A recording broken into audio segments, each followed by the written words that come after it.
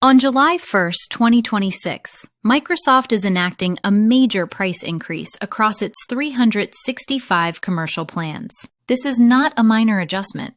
Some plans will jump by as much as 43%. For large enterprises, it gets worse.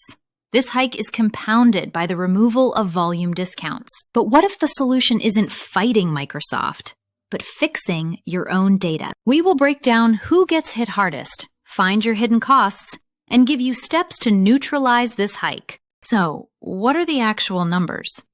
The increases are not uniform and vary wildly depending on your plan. First up, Microsoft 365 Business Basic is increasing by a substantial 16 to 17%. Next, Office 365 E3 users are facing a flat 13% price increase across the board. Even the top-tier Microsoft 365 E5 plan is not immune, getting a 5% hike. The biggest shock is for frontline plans. Certain F1 configurations will see a massive 43% price jump. But two key plans are safe: Business Premium and Office 365 E1. This is a deliberate signal from Microsoft. So how does Microsoft explain these increases? By bundling in new features that were previously paid add-ons.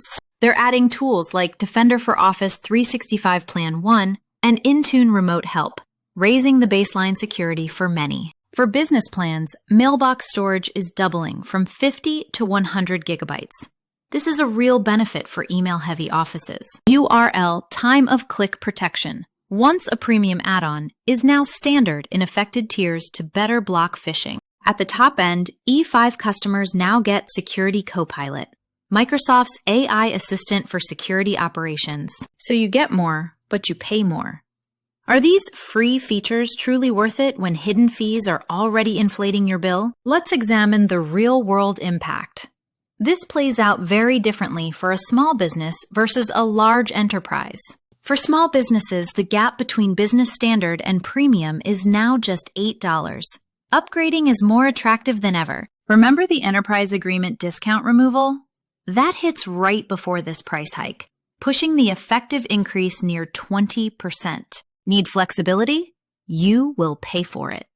The new Commerce Experience model charges a 20% premium for month-to-month plans. Running a hybrid environment? Forgotten costs like Windows Server CALs or extra Azure AD licenses quietly inflate your total spend. We asked if the new features were worth the price. Often, no. Because the real problem isn't the price hike.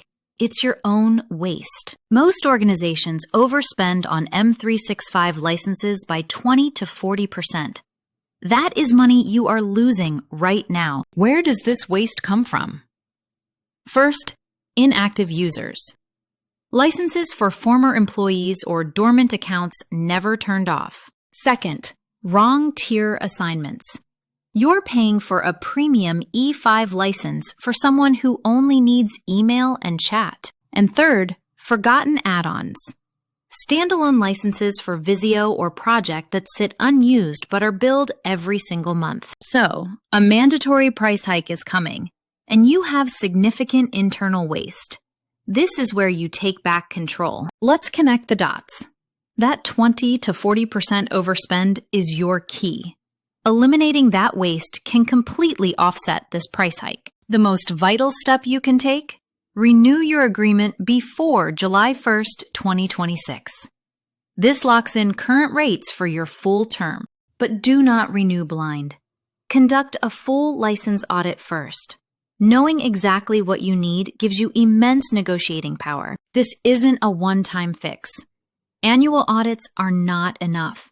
Shifting to quarterly audits can improve license use by 40%. So you face two financial threats: Microsoft's unavoidable price hike and your own avoidable internal license waste. You cannot control their price.